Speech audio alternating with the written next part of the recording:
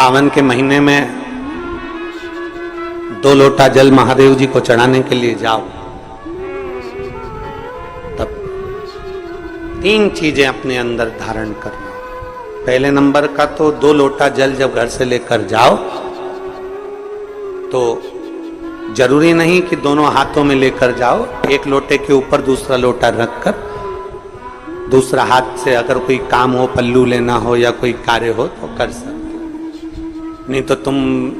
2 लोटा हाथ में रख लो और पल्लू डाल देना सिर पे, जरा सिर पे पल्लू। अब वो तुम्हारा लोटा हाथ में, बेचारा वो भेरू पल्लू, ठीक है, थोड़ा और खींचो ये बाजू का, तो पल्लू वो भेरू ने और खींचा है, ठीक है, ये पल्लू हमारा मुंडा में दे दो, अब ठीक है।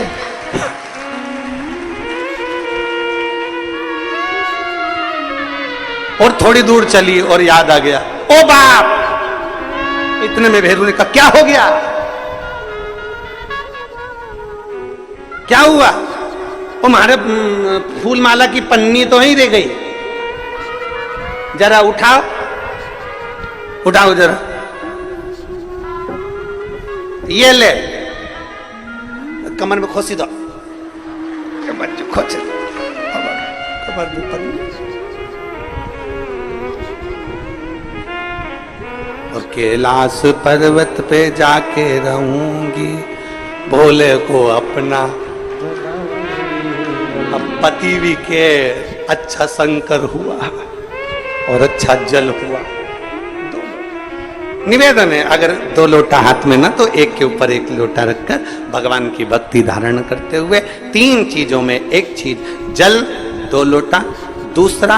श्री शिवाय नमस्तुभ्यम का जाप पूरे सावन के महीने में से कम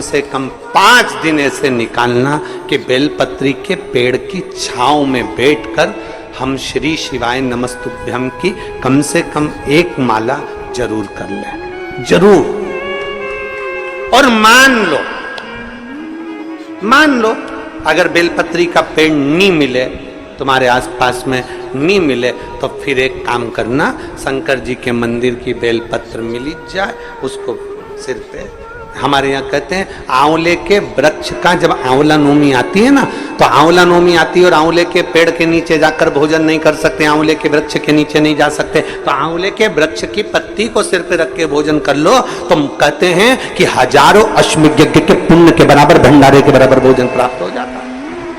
आंवले के वृक्ष की पत्ती, तो वो बेलपत्र भी मस्तक पर बाबा को प्रणाम कर कर फिर वही बेलपत्र का आनंद करते हुए भाव से उस बेलपत्र को मात्र शीश से लगाई लिया ना, मस्तक पर चढ़ाई लिया ना, तो भी भगवान की अविरल भक्ति प्राप्त हो सकती अभी। और मान लो बेलपत्र भी ना मिले तो बेलपत्री के वृक्ष की थोड़ी सी मिट्टी अपने मस्तिष्क पर लगाकर मस्तक पर चढ़ाकर भी हम जाप कर सकते हैं। बेलपत्र के वृक्ष की